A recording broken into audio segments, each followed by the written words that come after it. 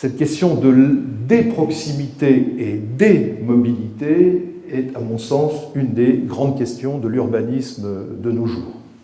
On a atteint un peu le pic des mobilités. C'est-à-dire que l'idée selon laquelle les mobilités vont continuer à se développer indéfiniment peut être mise en question aujourd'hui. Il faut définir des échelles de proximité. Le quartier où, en 10 minutes à pied ou en vélo, on trouve tout ce dont on a besoin au quotidien. Ce qui est souvent le cas en centre-ville et ce qui n'est jamais le cas en périphérie. Et puis un transport en commun qui puisse vous emmener au travail et passer à une autre échelle qui est celle d'une ville, de l'agglomération par exemple, ou d'une ville moyenne, où on va trouver un certain nombre d'autres services. Ces considérations, nous les avons mises en pratique dans un certain nombre de projets urbains. Ça a été le cas à Reims, sur Reims 2020, où on a montré la possibilité de développer des transports collectifs liés aux pôles de proximité. À Rennes également, donc dans le projet Écocité, qui est construit à partir de quartiers qui auront chacun environ 8 à 10 000 emplois et habitants. Ce qui fait le lien, c'est les circulations douces, c'est l'écoulement des eaux, c'est les corridors écologiques. Les voitures, elles, ne traversent pas tout ça, elles se contentent de rester sur les voies primaires. Et on va s'appuyer sur toutes les infrastructures existantes, à commencer par une voie romaine. On a déjà la rue principale qui a 2000 ans. C'est assez durable comme vision du problème.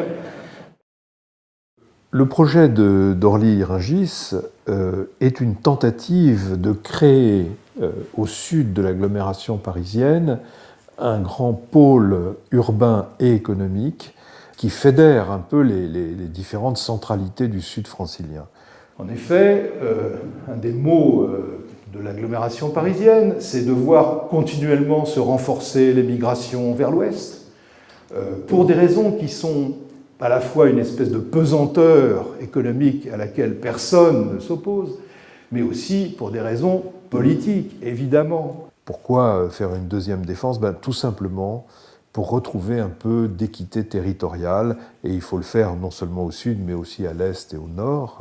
Diminuer les mobilités contraintes et lutter contre la ségrégation sociale sont deux enjeux tout à fait fondamentaux du développement durable, l'un et l'autre.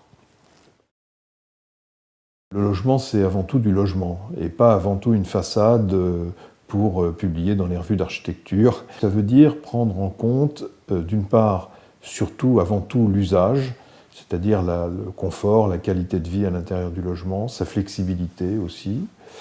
Moi, je refuse absolument de faire des fenêtres qui font moins de 20% de la surface habitable. Tout le monde me tombe dessus en disant « Ah, on ne peut pas faire plus de 16%. » D'ailleurs, c'est écrit par le CSTB dans les RT 2005. Mais on a réussi toujours à ne jamais faire moins de 20% et souvent plus. À Paris-Rive-Gauche, dans cet immeuble qui s'appelle Sirius, on a développé un certain nombre de thèmes qui me paraissent importants. Le premier, c'est que un bâtiment de bureau ne doit pas être fermé sur lui-même comme une sorte de forteresse au vitrage teinté comme des lunettes de colonel, mais plutôt quelque chose qui s'ouvre sur la ville. Donc là, le bâtiment est fragmenté entre plusieurs ailes reliées par des passerelles transparentes. Toutes les circulations verticales et horizontales sont éclairées naturellement et avec des façades en relief. Ça peut paraître assez banal aujourd'hui, mais au moment où on l'a fait, c'est-à-dire il y a 5 ou 6 ans, on n'était pas encore du tout dans le trip du développement durable. Et pour arriver à faire avaler à des promoteurs, heureusement on avait des promoteurs sympathiques qui nous ont bien suivis, mais en règle générale, la doctrine jusqu'à maintenant, c'était aucune saillie, rien qui puisse s'encrasser, je ne sais pas quoi, pas de store extérieur, pas de brise-soleil, tout ça était formellement interdit dans l'immobilier de bureau. Et quand on regarde le projet de l'île aux V à Boulogne, là on va beaucoup plus loin, on va jusqu'à faire un bâtiment à énergie positive, c'est-à-dire un bâtiment qui produit autant d'énergie qu'il en consomme. On utilise l'eau de la nappe phréatique, c'est la nappe de la Seine qui est à proximité, qui est toujours à la même température, autour de 13-14 degrés, aussi bien pour chauffer le bâtiment en hiver que pour le rafraîchir en été, tout simplement en faisant circuler de l'eau dans les planchers. ou dans les plafonds. Petite remarque quand même au passage, les architectes se suicident lentement en abandonnant leurs responsabilités techniques.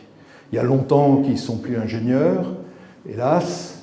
Il y a un certain temps qu'ils ne sont plus économistes, 2 fois hélas. Et maintenant, on nous vire des chantiers, ce qui est une tragédie.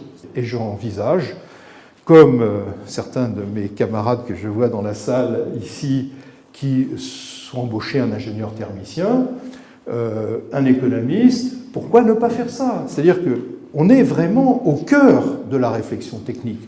Même avec des très bons bureaux d'études, et nous ne travaillons qu'avec les bureaux d'études qu'on connaît depuis longtemps, avec qui on a un rapport de grande amitié, de grande complicité intellectuelle, etc., eh ben, c'est quand même un peu toujours nous qui leur disons « Tiens, si on explorait telle et telle solution ». Ils sont très bons, etc., bien sûr, mais on est souvent un peu à l'origine, si vous voulez, des questions. Pas des réponses, mais des questions.